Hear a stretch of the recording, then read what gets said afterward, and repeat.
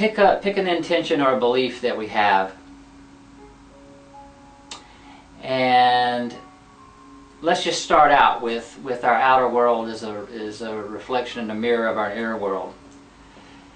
If you don't believe it, check out why it is you don't want to believe that. Is it too harsh? Is it too hard? How many personalities inside believe it and how many don't? Is there a part of ourself, a part of our belief system that does believe? You know, I kind of think that's true. After I've sat with it and practiced it for a couple of weeks, I've seen a lot of possibilities that are pointing to my outer world really is a reflection of my inner world. I've changed I've transformed my thoughts and my ideas, and I've watched my outer world shift. So you're acknowledging parts say, I don't really believe it's so, and other parts say, it is so. I really believe it's so. Well, there's an incongruency there going on. You know, some of the times the outer world can be very harsh, and it can be a lot to see. That's just the long and the short of it.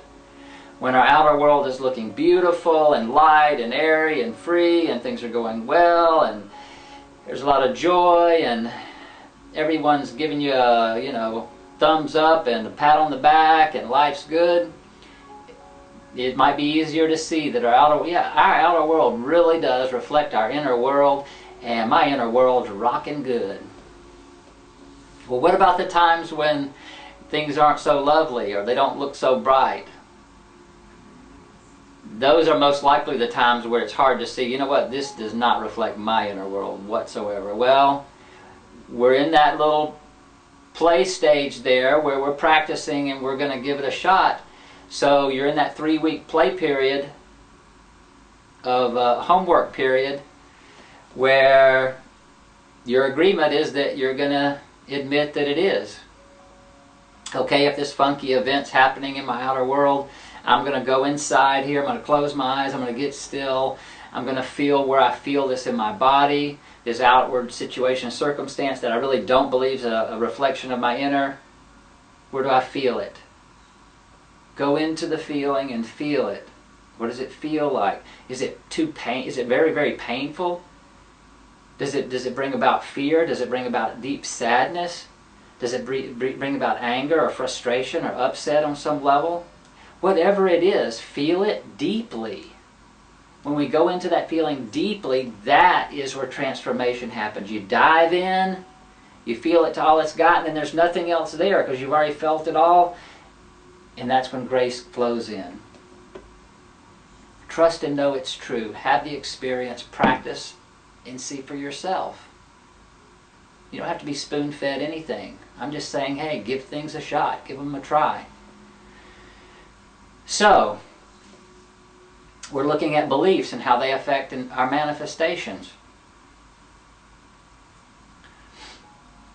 That right there would create a shift.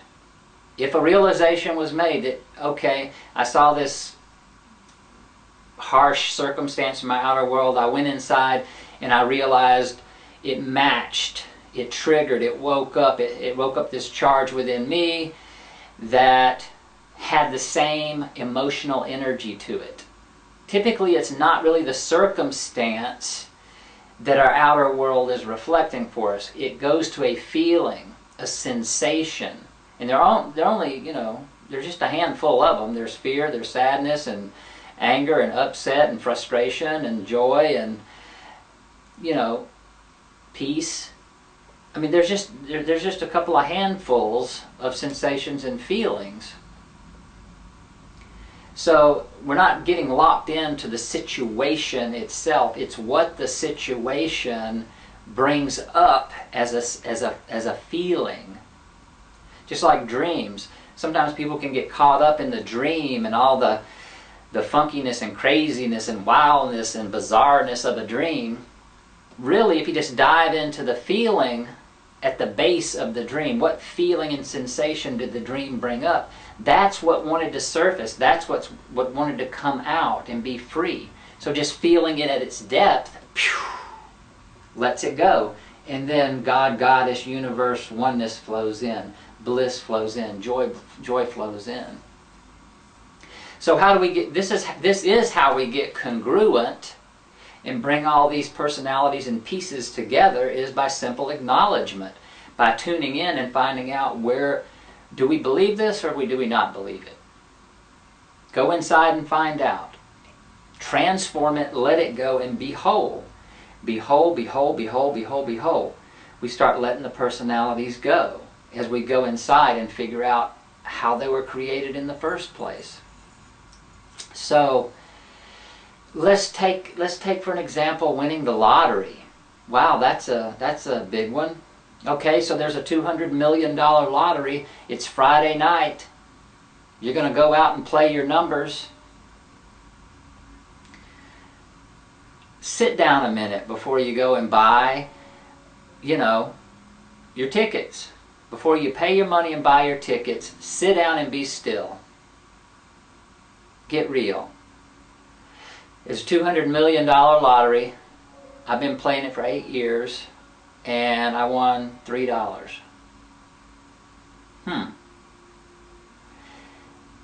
Ask yourself, am I going to win this lottery? It's just you. It's you, yourself, and I, by yourself alone. You've got your money in your hand, getting ready to go to this store. You only have an hour before they're going to draw. Am I going to win this money? Get real. And if your answer 100%, you scan your body from top to bottom, and every single part of you, all your beliefs say, this is the day. Go play. Play and win.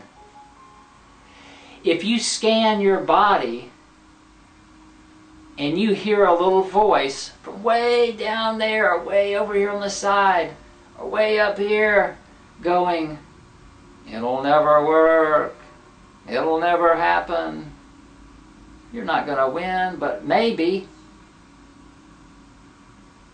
You have to listen to that voice if you want even the chance or possibility of winning. Because if there's an aspect in there that doesn't believe it, that's an aspect and an energy that is holding you back. So it's a matter of going inside and tapping into, okay, my truth is I did feel a little something when I ask, of disbelief and of doubt. Great! It's getting real. Go inside. Close your eyes. Find out where it is in your body. Have a conversation with that aspect, with that personality, with that energy. Have a conversation. Hey, what are you about? Why do you believe that? What can we do to shift your feeling about that? You're having a conversation with yourself. You're having a conversation with a part of you that you want to get into harmony. Hey, let's get into harmony here together. Let's work this out. Why don't you believe this? And communicate. That is transformative. And you might go in and transform that energy to the place where, oh, wow, now I see this little energy that was holding me back really doesn't believe I deserve to win $1 million. There's so many people out there that are starving and poor and way more deserving than me. Why should I win $1 million? So if these kind of energies are within us, they are affecting our manifestations. It's just the way it is. So these are the kind of conversations we're talking about having. And by getting into the feeling of that energy and holding that energy in our bodies and loving it and realizing it and bringing them up to acceptance, is when they transform and when they shift. And when we give positive affirmation to those energies.